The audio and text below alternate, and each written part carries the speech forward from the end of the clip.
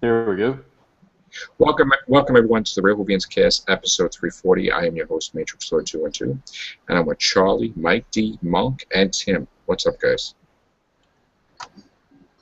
Hello.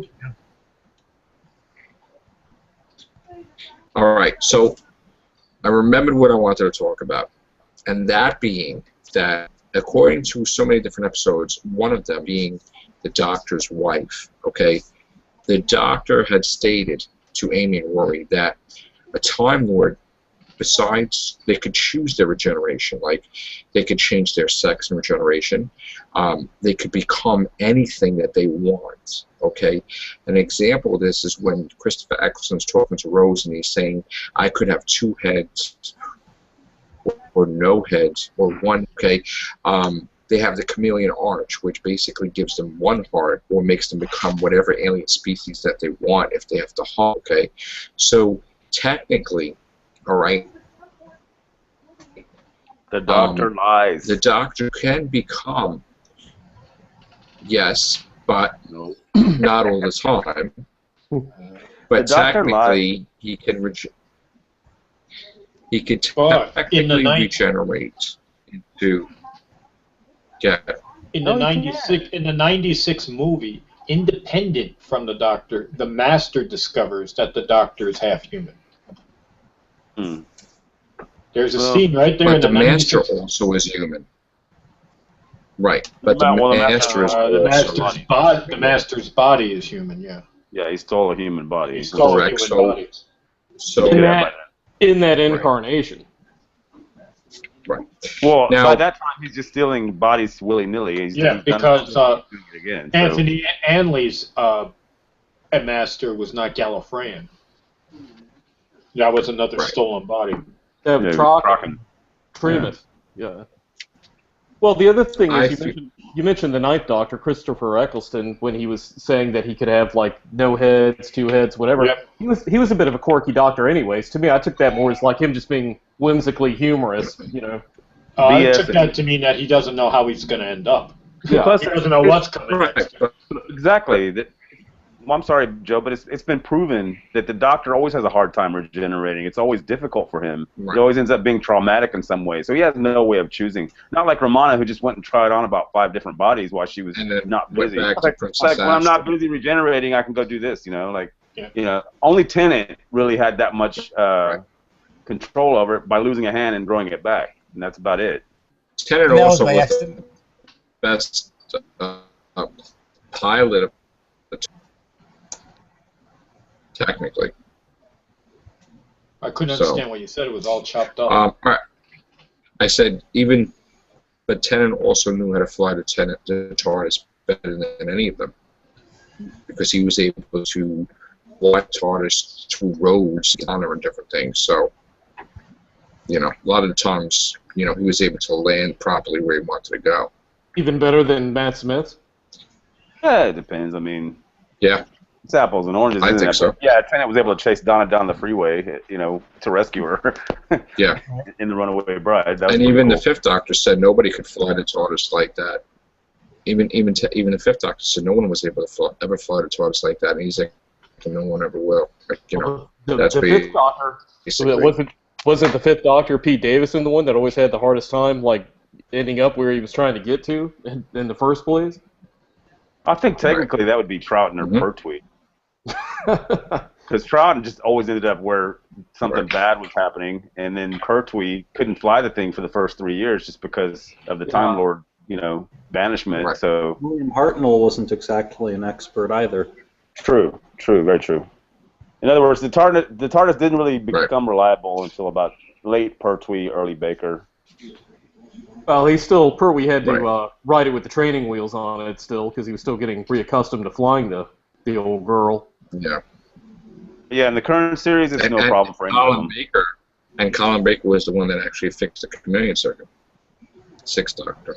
For 10 minutes. And then it made it a damn the piano. TARDIS broke.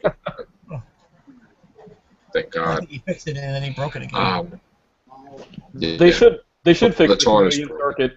They should fix the chameleon circuit again and make it like a porta-john, like we have over here in the States. Oh, that's That's the speculation rumor that he tries to community so Taurus wants to shrink it. But Eddie already said, why bother? It's a police box. It's great. I mean, yeah. that's what he's Well, Dr. Donna knew how to fix it. She told the doctor how to fix it, Dr. Donna. And she knew how to grow another one. So in the new teaser we got, and he shut her up. Yeah. Mm-hmm. In the new teaser we got, what do we know what all of the explosions and him holding on to, whatever we were talking about that earlier today, some of us, and we were saying that those bits that we saw in this teaser aren't really from the actual episode. These are just stuff that's thrown together as a teaser to tease people and say, yeah, this is what's coming up soon in a couple of months, so be ready. It's not. I don't think that those particular scenes are actually in the episode itself. Kind of like Hang On for a Wild Ride sort of teaser sort of thing. Right. Yeah. I want to get back with the master topic, okay? Because I have an interesting theory on him, okay? Now, he was the inventor of the tissue compression eliminator, right? Yeah. Okay.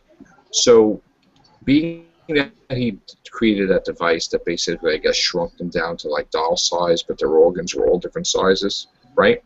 Yeah. Maybe he used that type of technology to learn how to control his soul or spirit or something in his body to become that snake or slug-like creature to survive after his body dies.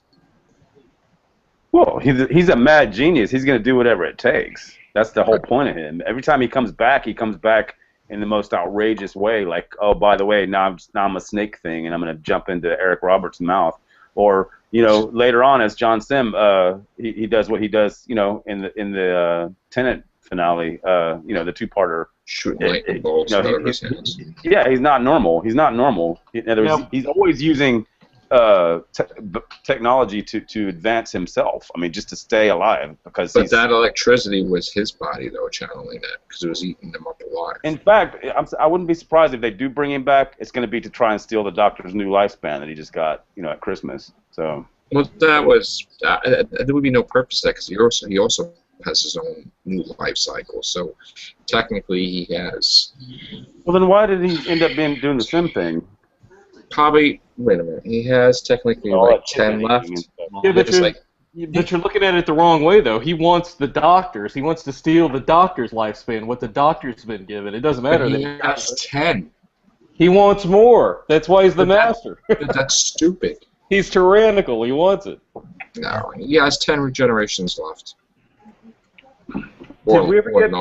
Did we ever get an explanation how the Master became like a serpentine sort of creature? No. No, I was just saying it was something he picked up along the way. He's a mad genius. And the thing is, we don't see all his adventures. We just see the Doctor's. So he's always got something going on behind the scenes. That's going to be a hell of a time. That's going to be a hell of a time trying to fly the TARDIS, being a snake like that. We didn't see the formation of the Church of Saxon centuries ago with these freaking occult books that he created to bring them back to life. I don't know when he started that. But he did technically take Lucy Saxon in a TARDIS going around for a little while. I mean, they went back into Utopia and they got to see, it's just, he traveled with her. So. I would love to see the Wolves of Fenrik return during Capaldi's era. Yeah. Like a gothic sort of, misty sort of Hammer-esque sort of episode. I liked the Sylvester McCoy era because he encountered enemies that really knew who he was. And it was like, did he used to play for the wrong side or something? Like, because it was always, even in Silver Nemesis, where she knew his name. And she's like, the old times, the ancient times, like, you're part of that, of Gallifrey before, like, Rassilon and stuff. So it was like, and he's like, More than just a Time Lord. Yeah, but even Fenrik, like, they knew who he was. Like, that was the thing, And I think that they need to explore that, I think, a little. doesn't have to be a major story arc like Doctor Who, like stupidly. Kind of like the Seventh in that respect, where he's all cunning, and maybe he goes around and he's slitting the throats of these people that know the truth about him. And well, hello, this is a family show, but yeah, I mean, I don't know about that, but isn't Smith guilty of that too? Like he's always running around erasing himself and changing things behind the scenes so that nobody knows who he is, right? So he in a way he's a bit like McCoy. And also, I want the mystery solved if he could take over an old incarnation, like the Curators, if that's an older version of the Fourth Doctor, or if he revisited the Second Doctor's form and picked up Jamie to restore his memories. Well, they wouldn't be able to do that. They don't have Troughton anymore. Well, no, but he did get a remote control that the Sixth Doctor did not remember. And What do you call it? Also had a remote control like that, David Tennant, in the time, which is interesting. So I don't know. What else do you guys have to say? Anything? Honestly, I don't see them revisiting the past series that much at all. I think it's all going to be all the way forward from now on. It's going to be brand new direction for the show. I think I'm going to take them seriously on that, and they're not even going to touch anything they've talked about the last 3 years, much less anything from the classic series. It's going to be all think that starting all over. Yeah. I think that the old characters are going to be introduced in a new way. If the Ronnie does come back, she will introduce herself to the viewer or the companion, so you'll be able to get an explanation from her who she is, rather than a doctor explain it. And they won't really get busy with explaining the past stories, but they will bring characters like the Ronnie back, the Sea Devils back, Omega, Black Guardian. Let go to the audios, so I mean that's kind of done and done. I think. I think Valio they mentioned, and they didn't have the rights to the Valio, so. I think I know how I'd like to see them bring back the Master and forget him coming back this season. Instead, wait to a different series. Wait for the one where Capaldi steps out, and have it be that the whole time, from behind the scenes, he's been manipulating the Doctor's companion, and have it come to the climax of the Doctor's companion killing the Doctor, thus forcing a regeneration, and that's when the Master steps out of the shadows.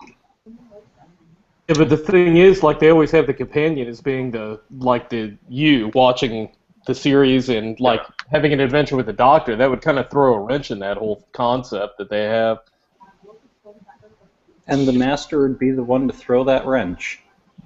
Also, well, yeah, I mean, I'm just saying, like if you're like Rose, like, for example, in the series 1, if you had Rose turn out to be like the villainess or whatever, it's like you would lose that kind of connection. That's the thing. You're not necessarily making them the villainess either. Remember, mind control. You're just talking about like manipulating, like puppeting by the Master. Yeah. Yeah. Oh, like in the John Pertwee era, like he was manipulating everybody. Like post-hypnotic suggestion, to control their minds, like you tried Joe Grant. You talking about like how Turlough was, but not knowingly manipulated, kind of like Turlough was by the Black Guardian, or like Joe when she was under the Master's control and she almost blows them all up with the lock. You don't think Turlough was more blackmailed than really anything? Yeah, that's true. I hated Turlough. I hated him. I couldn't wait for him. Well, the problem with Turlough was that they didn't know what to do with him once they had made him a companion. There was no point. They introduced him as somebody that tries to kill the Doctor, and then he just stands around for the next 6 stories and doesn't do anything. And it's not his fault. It's not the actor's fault. It's the writer's fault. It's the producer's fault. They didn't do anything with him. They threw him down into like they lock him up in they lock him up in dungeons, and then they'll have him. Oh, I'll crawl around these vents for a while, and that's it. That's all they did with him. They didn't know what to do with him. Hey, but he saved Perry. His last like episode, they did Chesterton in the Aztec. He had to give Perry mouth-to-mouth resuscitation and Planet of Fire, so let's give him some credit. Yeah. When the Aztecs, Joe, the cool thing about that Ian was forced to try and kill somebody, and that was the big, oh man, is he gonna have to sacrifice somebody just to prove he's not who he is, that was the whole moral dilemma there, and that was cool. Right. It was cool. That was a cool episode. That's one of the best, actually. I hope we do that one soon, because that's a good one. The Aztec's one of the best. We probably will, because I already did a review on it on my channel. I did a Who-in-One with Dr. Whovian, so we could always go back into that, I think. Is the Aztecs like a complete episode on video? Like, do they have all the episodes for that serial? Oh, you've never seen it? No, I read the book. I think John Le Carrotti wrote it, I believe, the novel of it, but I didn't know if it's actually out on video, like the whole episode itself with all the different parts. Okay. Yeah. Awesome. Like I said, dude, get on Skype and we'll take care of you. Yeah. I think I need to get on Skype. Sure. Yeah. All right. Anybody else have anything to add? Yeah. I'm ready for damn Doctor Who to come back in August. Me too. 8 weeks. 8 weeks from tonight. That's right. Absolutely. Yeah. I'm ready to start theorizing about what we have seen, not what we haven't seen, and actually start talking about all the good stuff we're seeing. Right. Yeah. I'm excited. All right. All right. Next stop, Everything Show. Whoever wants to be on there. And thanks, guys, for appearing. And check out the Whovians podcast tomorrow. What time is it on, Monk? 1 o'clock? 1 o'clock your time. 1 o'clock. Well, if you were recorded, 1 o'clock Eastern Standard Time. I don't know what time Doc puts it up. When he's done editing it. Okay. Very good. All right, guys. Take care. Bye.